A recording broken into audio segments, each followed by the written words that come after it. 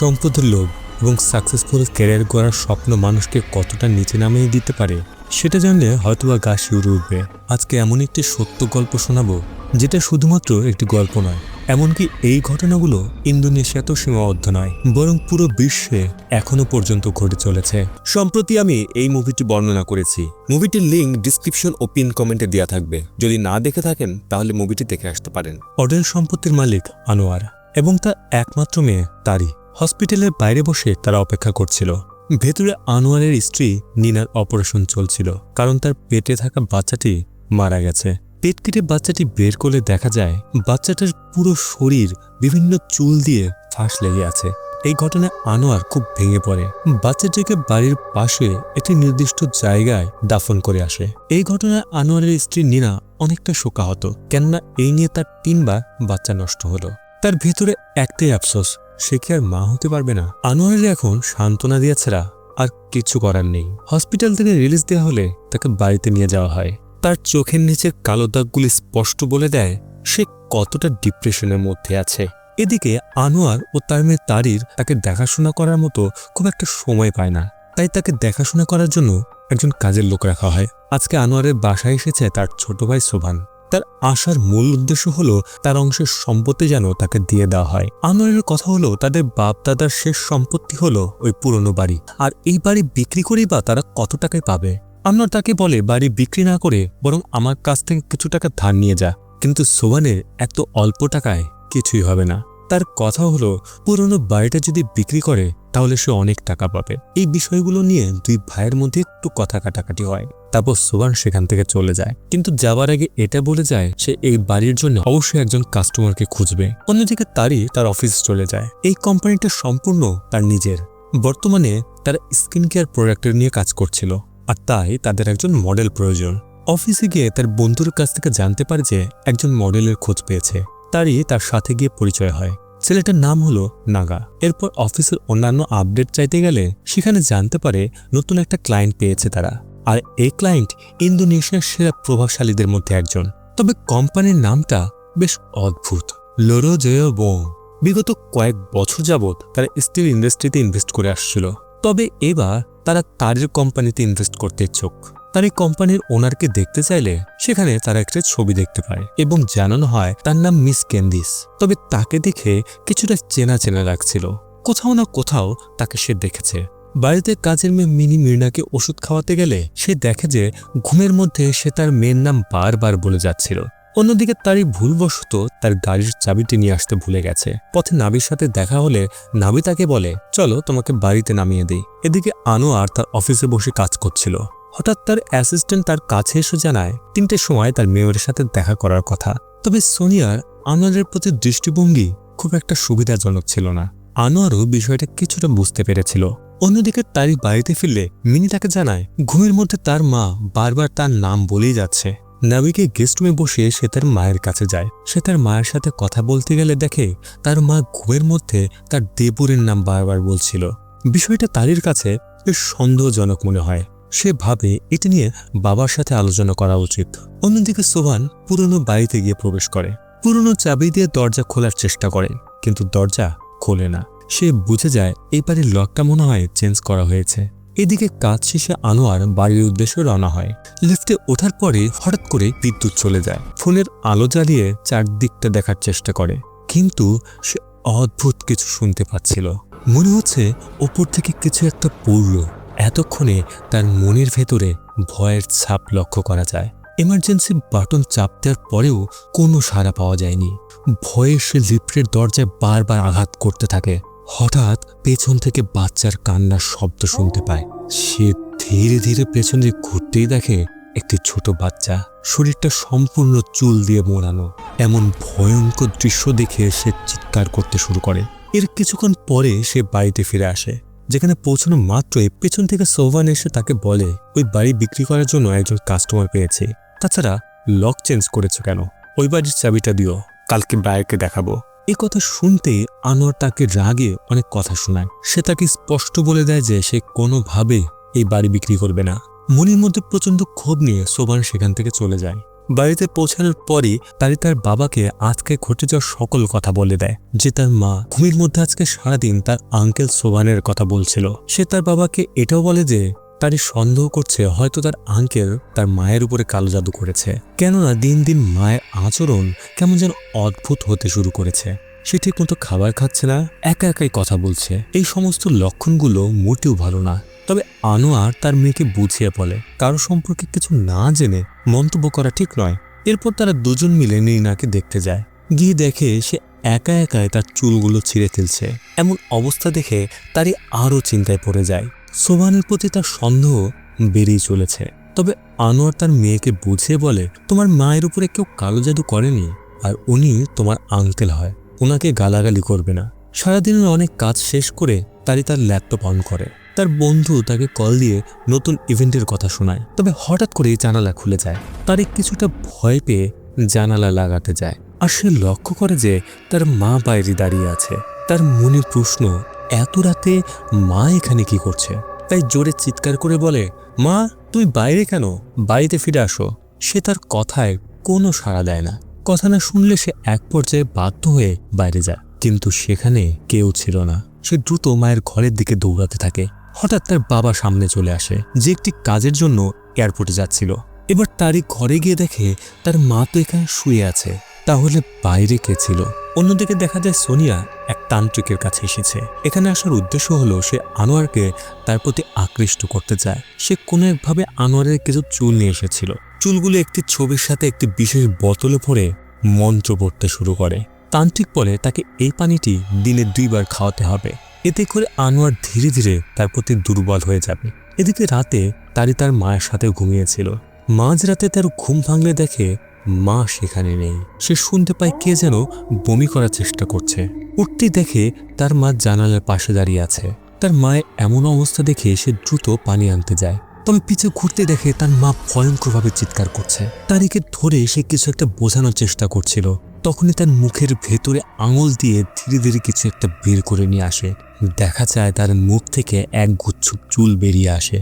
তার সম্পূর্ণ চেহারা লাল হয়ে গেছে আর চোখগুলো সাদা। হঠাৎ সে জ্ঞান হারায়। এজন্য তাকে দ্রুত হাসপাতালে নিয়ে যাওয়া হয়। ডক্টর বলেছে তাকে কিছুদিন এখানেই থাকতে হবে। যেহেতু তাদের এখানে কিছুদিন থাকতে হবে, তাই তারই কাজের লোককে ফোন করে কিছু জিনিসপত্র নিয়ে আসতে বলে। কাজের লোক যখন কাপড় চোপড় গোছাচ্ছিল, হঠাৎ বাইরে কিছু একটা অনুভব করে। মনে হচ্ছে খাটের নিচে কোনো বাচ্চা আছে। সে ধীরে ধীরে খাটের নিচে দেখে, কিন্তু সেখানে কিছুই ছিল না। যখনই সে উপরে তাকায়, তখন দেখে সে নিজেই সাদা কাপড় পরে একটি বাচ্চার লাশ নিজের হাতে নিয়ে বসে আছে। এটা দেখে সে প্রচন্ড ভয় পায়। এমন অদ্ভুত দৃশ্য দেখে তিনি তো কিছুই বুঝতে পারছে না। হঠাৎ করে তিনি প্রচন্ড বমি পাচ্ছিল। সে পেছনে দেখে নিন্নার চেয়ারে বসে দোল খাচ্ছিল। সে ভয়ে সেখান থেকে পালিয়ে আসে। অন্যদিকে দরজার বাইরে সোভান ধাক্কাচ্ছিল, কিন্তু এই বিষয়ের জন্য তিনি আরো ভয় পায়, আর সে কাঁথা মুড়িয়ে দিয়ে ভয়ে জড়সড় হয়ে থাকে। এদিকে সকাল হয়ে গেছে। তারই বারবার তিনিকে কল করছিল, তিনি এখনো ফোন রিসিভ করছে না। এখানে নাবির সাথে তার দেখা হয়। নাবি তার এক আত্মীয়কে দেখতে এসেছে। সে জানতে পারে তারির মা অসুস্থ। হঠাৎ করে তারি দেখতে পায় হসপিটালে তার আঙ্কেল সোভান এসেছে এবং সে হসপিটাল থেকে চলেও যাচ্ছে। তারই নাবির কাছে রিকোয়েস্ট করে এই লোকটাকে ফলো করতে। বাইকে করে তারা দুজন সোভানের পিছু পিছু যায়। সে দেখে তার আঙ্কেল তাদের সেই পুরনো বাড়িতে এসেছে। তবে তারির মনে প্রশ্ন, সে এখানে কেন এসেছে? নাবি তাকে জিজ্ঞাসা করে ভেতরে গিয়ে দেখলেই তো হয়। তবে তারই বলে, না থাক, আজকে আর যাব না, বিষয়টা পরে দেখা যাবে। ওদিকে আনোয়ার অফিসে কাজ করার সময় সোনিয়া কালো জাদু করা সেই পানিটি চায়ের সাথে মিশিয়ে তাকে দেয়, কিন্তু আনোয়ার সেই জিনিসটি না খেয়ে সেখান থেকে বেরিয়ে যায়। এরপরে সে চলে আসে হসপিটালে, যেখানে সে প্রথমবারের মতো নাবির সাথে পরিচয় হয়। নাবি সেখান থেকে বিদায় নিয়ে বেরিয়ে পড়ে। তারই তার বাবাকে জানায় যে মায়ের কোনো উন্নতি হচ্ছে না। তারির একমাত্র সন্দেহ যে হয়তো তার আঙ্কেল সোভান তার মায়ের উপরে কালো জাদু করেছে। তা না হলে মেডিকেল রিপোর্টে কেন কোনো অসুখ দেখা যাচ্ছে না? এটা মোটেও স্বাভাবিক নয়। তারই তার বাবার কাছে রিকোয়েস্ট করে যে মাকে খুব দ্রুত এক কবিরাজের কাছে নিয়ে যেতে হবে, কিন্তু আনোয়ার এই কথাগুলো কোনোভাবে বিশ্বাস করছিল না। এ নিয়ে বাবা মেয়ের মধ্যে একটু ভুল বোঝাবুঝি হয়। অন্যদিকে সোভান আনোয়ারের বাড়িতে এসে পৌঁছায়। চুপচাপ গিয়ে আনোয়ারের রুমের উদ্দেশ্যে যেতে থাকে, কিন্তু তিনি তাকে দেখে ফেলে। সোভান আনোয়ারের ঘরে গিয়ে তন্ন তন্ন করে চাবি খুঁজছিল, তবুও সে চাবি খুঁজে পাচ্ছিল না। তিনি ধীরে ধীরে সেই ঘরের মধ্যে প্রবেশ করে। সোবান লুকিয়ে থাকলেও সে তাকে দেখে ফেলে। এদিকে রাত হলে নাভি চলে যায় তারিদের পুরনো বাড়িতে। সেই বা এখানে কেন এসেছে? পুরো বাড়ি টর্চ দিয়ে সে কিছু একটা খুঁজে বেড়াচ্ছিল। এক পর্যায়ে সে চলে আসে নির্নার মৃত সন্তানকে যে স্থানে কবর দেওয়া হয়েছিল সেখানে। খোদাই করার পরে সে বাচ্চাটিকে তুলে নেয়। ধীরে ধীরে কাপড় সরালেই বাচ্চাটির ভেতর থেকে কান্নার শব্দ ভেসে আসছিল। নাভি সেখান থেকে মৃত বাচ্চার কাফনের কাপড় ও নির্নার একগুচ্ছ চুল নিয়ে আসে। এরপর সে এগুলো একজনের কাছে নিয়ে আসে, যে আর কেউ নয়, সে ছিল তাদের কোম্পানির নতুন ইনভেস্টর মিস গেন্দিস। এগুলো জোগাড় করার আসল উদ্দেশ্য হলো বলিদান। এই দুজন লরু নামের এক দেবতার উপাসনা করে। গেন্দিস জানায় এই উৎসর্গের ফল হলো তার খুব দ্রুত অনেক ধন সম্পত্তির মালিক হতে চলেছে। এরপর শুরু হয় ব্ল্যাক ম্যাজিকের চর্চা। নাভি সেখান থেকে চলে আসে। একদিকে গেন্দিস মন্ত্র পাঠ করছিল, আর অন্যদিকে নির্না হসপিটালে দেখতে পায় কাফনের কাপড়। হঠাৎ করে সেই কাপড় নির্নার শরীরে মুড়িয়ে ধরতে থাকে। এই কালো জাদুর চর্চা এতটাই মারাত্মক ছিল যে দূর থেকে বসেই নির্নাকে একেবারে শেষ করে দিচ্ছিল। তার শরীরের হাড়গোড় এক এক করে ভাঙা হচ্ছিল। মনে হচ্ছিল ভেতর থেকে তার শরীর দুমড়ে মুচড়ে যাচ্ছে। এক পর্যায়ে সে কাফন থেকে রক্ত বেরোতে শুরু করে এবং হসপিটালেই সে মারা যায়। এই ঘটনাগুলো ঘটার সময় তারই বাইরে ছিল। ফিরে এসেই সে মায়ের এমন অবস্থা দেখতে পায়। নির্নার মৃত্যুর খবর শুনে আনোয়ার দ্রুত সেখানে আসে। এমন অবস্থায় ডক্টররা চাচ্ছিল এই কেসটা যেন ইনভেস্টিগেশন করা হয়, কিন্তু আনোয়ার এই কথাটা সম্পূর্ণ ঘুরিয়ে দেয়। সে জানায় এই বিষয়গুলো নিয়ে সে আর ঝামেলা চায় না, কেননা এমনিতেই তার মেয়ে অনেক ডিপ্রেশনের ভেতরে রয়েছে। দাফনের আগে তার মায়ের লাশটি শেষবারের মতো দেখতে চায়। মায়ের চেহারার এই অবস্থা দেখে সে প্রচণ্ড ভয় পেয়ে যায়। সাধারণভাবে কোনো মানুষ মৃত্যুবরণ করলে তার দেহ এত তাড়াতাড়ি পচে যায় না, যেমনটা নির্নার ক্ষেত্রে হয়েছে। পেছন থেকে ফ্রিজারের গেটটা নিজে থেকেই খুলে যায়। তারই ধীরে ধীরে ফ্রিজারের ভেতরে গিয়ে দেখে হঠাৎ এক পৈশাচিক দানবকে সে দেখতে পায়। পরবর্তীতে শুরু হয় দাফনের কাজ। মাটি দেওয়ার আগে শেষবারের মতো নির্নার চেহারা থেকে কাফনের কাপড়টি সরানো হয়। দেখা যায় তার দেহ আগের তুলনায় আরও পচে গেছে।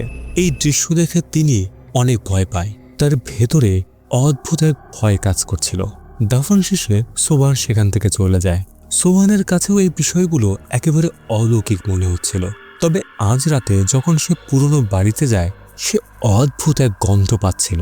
বাগানের ভিতরে গেলে সে দেখতে পায় গাছের ওপরে সে মৃত বাচ্চাটিকে ফাঁসিতে ঝোলানো হয়েছে এবং এর ভেতর থেকে বীভৎস পচা গন্ধ বেরোচ্ছিল। তবে আজ সোবান সম্পূর্ণ প্রস্তুতি নিয়ে এখানে এসেছে। যে ভাবে হোক সে দরজা আজকে ভাঙবেই। অনেক চেষ্টা করার পরে অবশেষে সে দরজা ভেঙে বাড়ির ভেতরে প্রবেশ করে। এখানে একটি নির্দিষ্ট রুমে ঢোকার পরে তার চোখ কপালে উঠে যায়। টেবিলের ওপরে অদ্ভুত কিছু কালো জাদুর জিনিসপত্র রাখা ছিল। পাশে থাকা আলমারির ভেতরে অনেকগুলো জার, যেগুলোতে অনেক মানুষের চুল জড়ো করা ছিল। এমন সময় হঠাৎ তারই সে তার মাথায় আঘাত করে। এতে সে জ্ঞান হারায়। এদিকে আনোয়ার তাড়াহুড়ো করে কোথায় যেন যাচ্ছিল। সোবান জ্ঞান ফিরলেই দেখে তারি তাকে বাজেভাবে গালাগালি করছে। তারি তাকে জিজ্ঞাসা করে যে এই সম্পত্তির লোভে সে তাদের এত বড় ক্ষতি কিভাবে করতে পারল। সে আরও বলে যে পাশের ঘরে কালো জাদুর সব জিনিসপত্র সে দেখেছে। এগুলো করে তুই কি পেলি? সোবান তারিকে কি যেন বলার চেষ্টা করছিল, কিন্তু তারি তাকে কথা বলার কোনো সুযোগ দিচ্ছিল না। এখানে সোবান জোর করে বলতে শুরু করেছে, তোদের যে অর্থ সম্পদ হয়েছে না, এগুলো তোর বাবা কালো জাদু করে তৈরি করেছে। তারই বলে তার বাবা এই পর্যন্ত এসেছে তার নিজের যোগ্যতায়। এই কথা শুনে সোবান রেগে বলে, ওই দরজার দিকে তাকিয়ে দেখ, দরজা ভেঙে আমি ঢুকেছি। একমাত্র তোর বাবাই এই বাড়িতে ঢুকতে পারত। তোর বাবা একটা লোভী, অর্থ সম্পদের জন্য সে অনেক নিচে নামতে পারে। অন্যদিকে আনোয়ার গেন্দিসের বাড়িতে গিয়ে পৌঁছায় আর চিৎকার করে বলতে থাকে, তুই আমার স্ত্রীকে কেন খুন করেছিস? গেন্দিস তাকে জানায় এই সব কিছু তোর নিজের কর্মফল। গেন্দিস যাওয়ার সময় সে অদ্ভুত দেবতাকে প্রণাম করে যায়, কিন্তু আনোয়ার এই কাজটি করে না। এই মূর্তিটা সে দেখতে চায় না। এর উত্তরে গেন্দিস বলে, সফলতা পাওয়ার পরে মানুষ এমনই করে, তাদের অতীত ভুলে যায়। তারই আঙ্কেলের কথা শুনে পাশের রুমে গিয়ে আলমারি চেক করে, যেখানে সে পুরনো একটি বই খুঁজে পায়। যে বইটার উপরে নাম লেখা ছিল লোরো জিও বুয়ং। এই নামটা সে কোথায় যেন শুনেছে। এই জন্য সে দ্রুত তার বন্ধুকে ফোন করে। যার কাছ থেকে সেই মহিলার কোম্পানি ও তার সকল ডিটেলস নেয়। এদিকে আনোয়ার ও গেন্দিসের কথা কাটাকাটি হচ্ছিল যে সে কেন তার স্ত্রীকে খুন করলো। গেন্দিস তাকে বলে এত অর্থ সম্পদ পাওয়ার পরেও সে তার ওয়াদা রাখেনি। আসলে আনোয়ার অনেক দরিদ্র পরিবারের ছিল। অর্থের অভাবে সে তার মায়ের চিকিৎসা করাতে পারে না। মেয়ের ইউনিভার্সিটি ভর্তির খরচ, আসলে সবকিছুতেই সে অনেক অভাবে ছিল।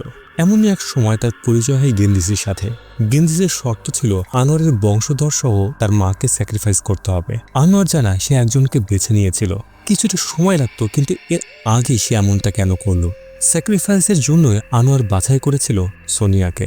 সোনিয়া আনোয়ারের উপরে বশীকরণ প্রয়োগ করেছিল, তবে এর বদলে সে কি পেয়েছে?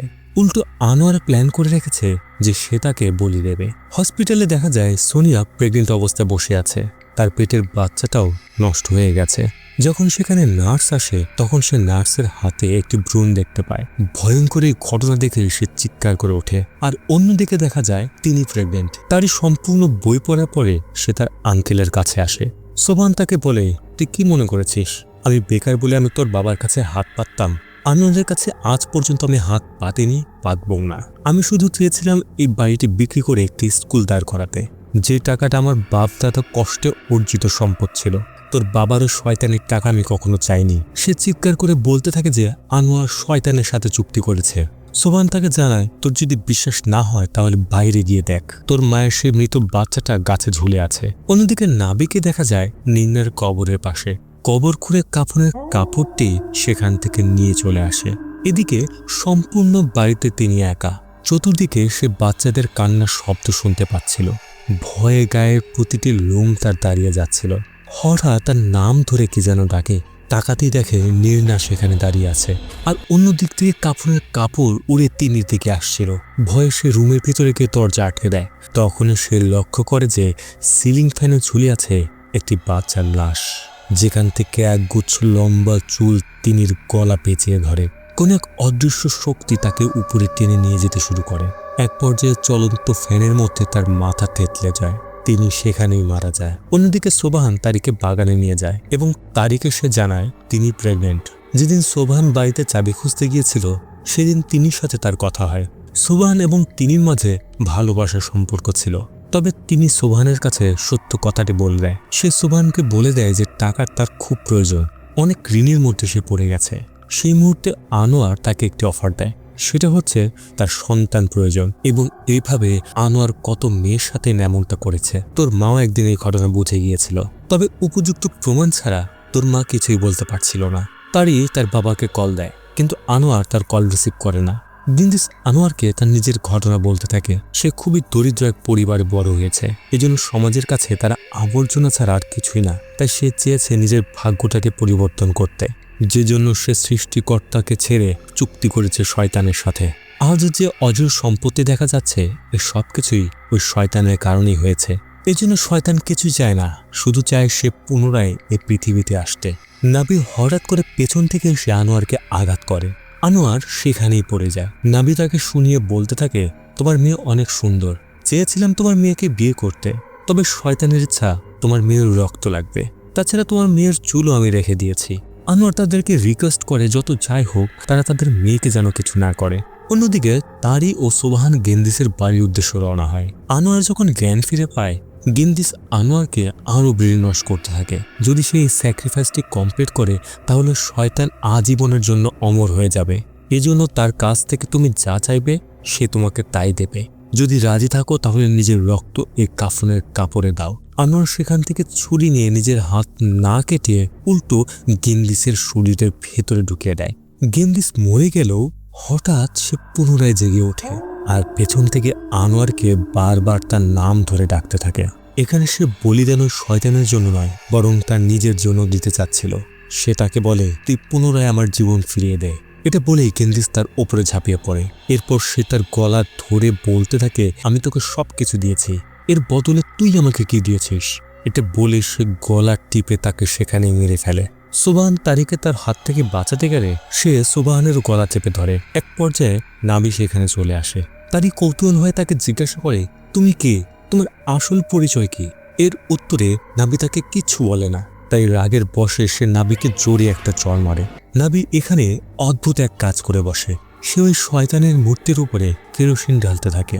গেন্দিস যখন তার দিকে এগিয়ে আসছিল, ঠিক সেই মুহূর্তে নাবি মূর্তির ভেতরে আগুন জ্বালিয়ে দেয়। এর ফলে আস্তে আস্তে গেন্দিস কিছুটা দুর্বল হয়ে পড়ে এবং নাবি তারিকে যে লোহার অস্ত্রটি দিয়েছিল সেটা দিয়ে সেই গেন্দিসকে খুন করে। সব শেষে আমরা দেখতে পাই সোনিয়া এক তান্ত্রিকের সাথে দেখা করতে আসে। এই তান্ত্রিক আর কেউ নয়, সেটা ছিল নাবি। গল্পটি কেমন লাগলো তা অবশ্যই কমেন্টে লিখে জানাবেন। এমন আরও গল্প শুনতে চাইলে চ্যানেলটি সাবস্ক্রাইব করে রাখবেন। আর হ্যাঁ, একটা লাইক দিতে ভুলবেন না।